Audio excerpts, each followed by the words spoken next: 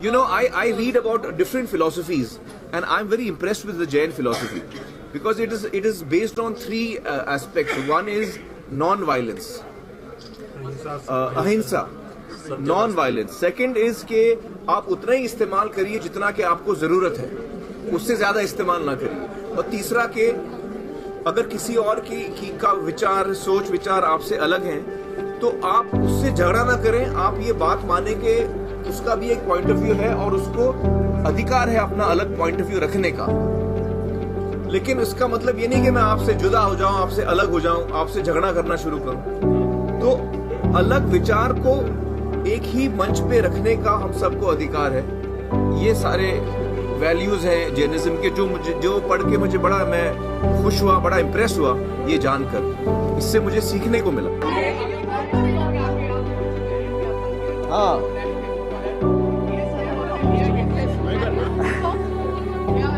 Smoking तो बंद हो गया. स्मोकिंग तो नहीं, अभी तो सुबह तो 2 साल स्मोकिंग तो बंद हो गया है. और ये जो केक मैंने काटा और आपको खिलाया वो भी वीगन केक था. मतलब उसमें दूध नहीं था, दूध और अंडा नहीं था. परमानेंट. उसकी वजह ये है कि किरण जी ने मुझे ये एक वीडियो दिखाया यूट्यूब पर जिसमें basically good habits, good health की बातें. एक डॉक्टर है अमेरिका में, वो लेक्चर दे रहे थे खाने के बारे में. और खाने का जो रिश्ता होता है आपके जिस्म से, अलग अलग बीमारियों से, आप किस तरह हेल्दी खाना खा सकते हैं, नॉन वेज से क्या तकलीफ हो सकती है आपको, वेज से क्या होता है और वीगन से क्या होता है.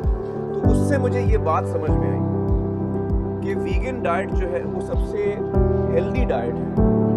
और मैं तो सभी से कहूँगा कि आप वीगन डाइट फॉलो करें. महंगा नहीं, जो वेजिटेरियन में बन के आप वेजिटेरियन से 2 कदम आगे. तो वेज में आप दूध पीते हैं, दूध के साथ साथ जो चीज़ें बनती हैं, दही, पनीर, चीज़, मक्खन, घी, तो इसमें दूध और दूध से जितनी बनी चीज़ें वो भी घट जाती हैं. तो आपका कॉस्ट और कम हो जाता है. कहीं ना कहीं हम सब अपने माइंड में हमारी उम्र कहीं जाके थम जाती है.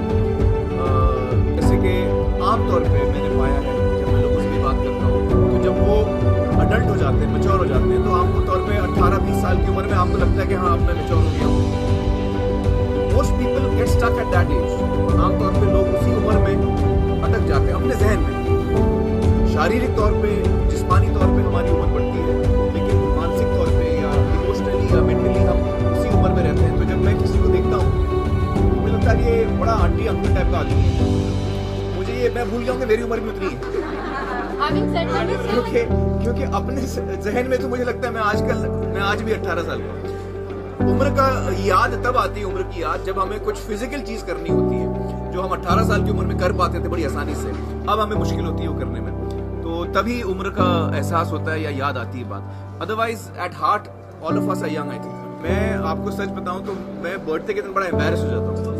क्योंकि कई लोग होते हैं जो बड़ा खुश होते हैं कि बर्थडे के दिन स्पेशल डे होगा. कुछ लोग होते हैं जो शाय होते हैं, उनको लगता है कि यार बर्थडे के दिन जितना उनको अटेंशन मिलता है वो उनको अजीब लगता है. तो मैं उनमें से हूँ. तो मुझे लगता है कि बर्थडे के दिन ज्यादा अटेंशन मुझ पर ना हो तो बेहतर हो, लेकिन वो मुमकिन नहीं है. मैं समझता हूँ उस बात को. मुझे लगता है कि हम तीनों ही अभी जवानी हैं. आई थिंक हम तीनों की एज 65 में हम बॉर्न है, तो हम तीनों एक ही साल में 50 हो रहे हैं. लेकिन मुझे लगता नहीं कि हम लोग 18-20 के ऊपर अभी पहुंचे हैं. मुझे लगता है कि फेलियर जो है वो बहुत जरूरी एक जरूरी क्या कहते हैं स्टेपिंग स्टोन सक्सेस के लिए. मेरे करियर की शुरुआत में मैंने कई मौके ऐसे फेस किए हैं जहाँ मेरी फिल्में कामयाब नहीं हुई, जहाँ मैंने अच्छा काम भी नहीं किया, बुरा काम किया मैंने. कभी चॉइसेस गलत हुए. लेकिन वही चीजें जो मेरी गलतियां थी, जो मेरे फेलियर्स थे, सबसे ज्यादा सीख मुझे उन्हीं से मिली. तो आज मैं जो कुछ भी हूँ वो न सिर्फ मेरी कामयाबियों की वजह से, लेकिन मेरी फेलियर्स की वजह से. फेलियर्स ने मुझे सिखाया है कि मुझे क्या नहीं करना चाहिए. फेलियर्स ने मुझे सिखाया है कि मुझे क्या करना चाहिए. तो वो जो सीख मिली है मुझे, उसका मुझे बड़ा लाभ हुआ है आज तक. मेरी बर्थडे मेमोरीज ये हैं कि चूंकि मेरी सालगिरह 14 मार्च को है, आमतौर पे उस वक्त एग्जाम हुआ करते थे, तो मेरी बर्थडे हमेशा पोस्टपोन होती थी कि अभी एग्जाम से भागना कर लेंगे। जब मैं छोटा था तो मुझे पतंगों का बड़ा शौक था। मुझे याद है एक दफा मुझे चरखा, मांझा और पतंगें मिली थी बर्थडे में, तो मुझे बहुत अच्छा लगा। If you are strict about it, अगर आप डिसिप्लिन हैं तो हर चीज मुमकिन।